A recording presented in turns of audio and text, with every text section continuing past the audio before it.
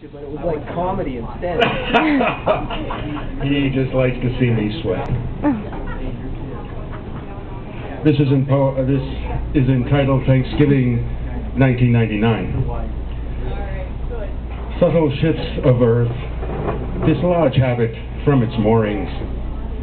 Gaily dressed, it floats on silent puffs of breath to sail on what currents mysteriously offer themselves as guiding hands, gentle and sure, and allow it to find a place to settle.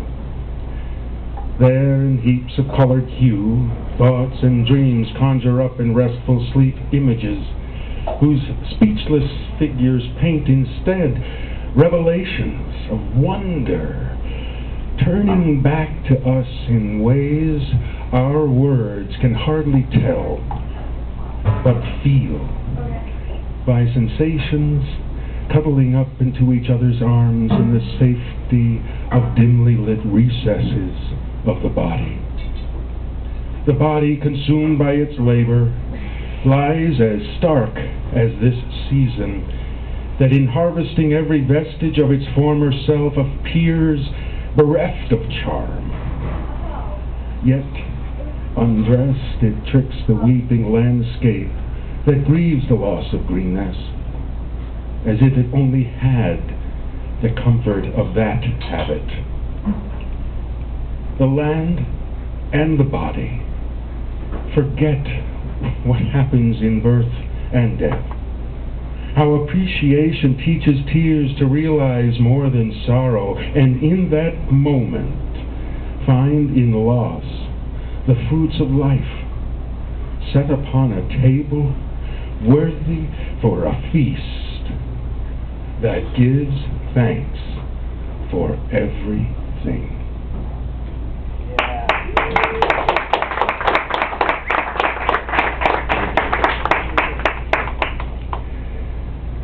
This is entitled Jack and Jill, a cautionary tale. It's a little story, so I may put a little English on it. I hope you don't mind. Please do.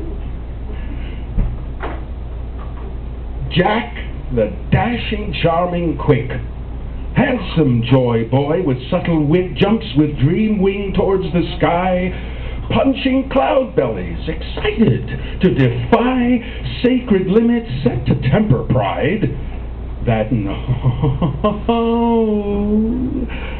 life warns before it wisely chides that compulsive urge so manic and spry, bored with the world that lags behind, hauling dignity in heavy gray bags.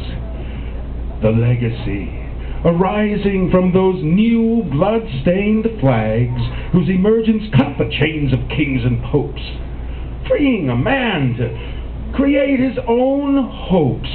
Frontiers of liberty massage the anxious heart, feed ambitions with fame to impart to those who dare jump o'er passion's fire, risk burning up in unbridled desire, seeking through sensation more throbbing thrills, intoxicated endorphins, exhilarations even still. But this time, Jack crashed to the ground, burned and bruised with broken crown, the crowd that sought his hero's strength booed! Booed! With disgust at Jack's unexpected fate. Withheld admiration for his outrageous display, proclaiming Jack's folly in the headlines the next day. Only Jill, the patient, loving, kind, humble bearer of stuff refined, grounded by nature, knowing how to fly upon moonbeams and bird songs with joy-filled delight, to keep up the journey enlivened and fresh, accepting everything life manifests without regret rage or shame. Only humble awareness that makes no claim.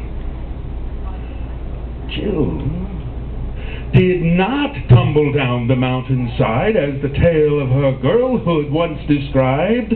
Awake with conscious intention, she walked into the valley of Shattered Jack to help him discover what he thought he lacked.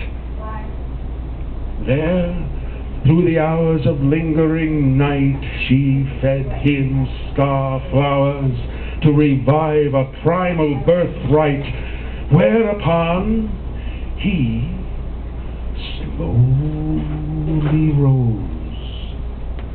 Through a grace his will did not impose nor grasp to twist with sadistic pleasure, to create by himself a sacred seizure.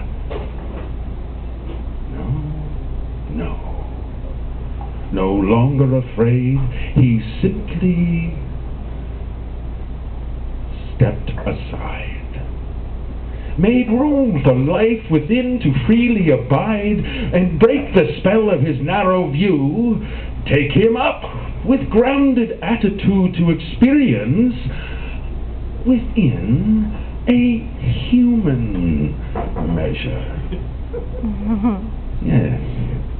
Everything he masked by compulsive endeavor. Discover nobility in compassion strength, the courage to love, despite the fate that gives and takes within the hour. Grieve with the faith of a budding flower. See with the vision of owl's eyes to read all the places where spirit thrives, and there discover what heroes fail to see. Living is not about self-reliant autonomy.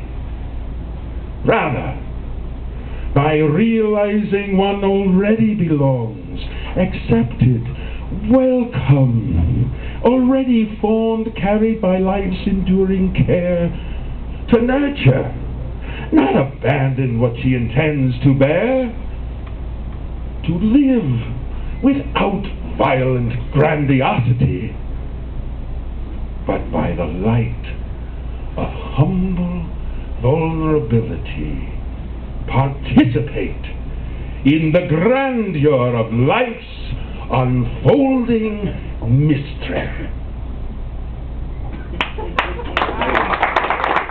I told you there'd be a little English on that one.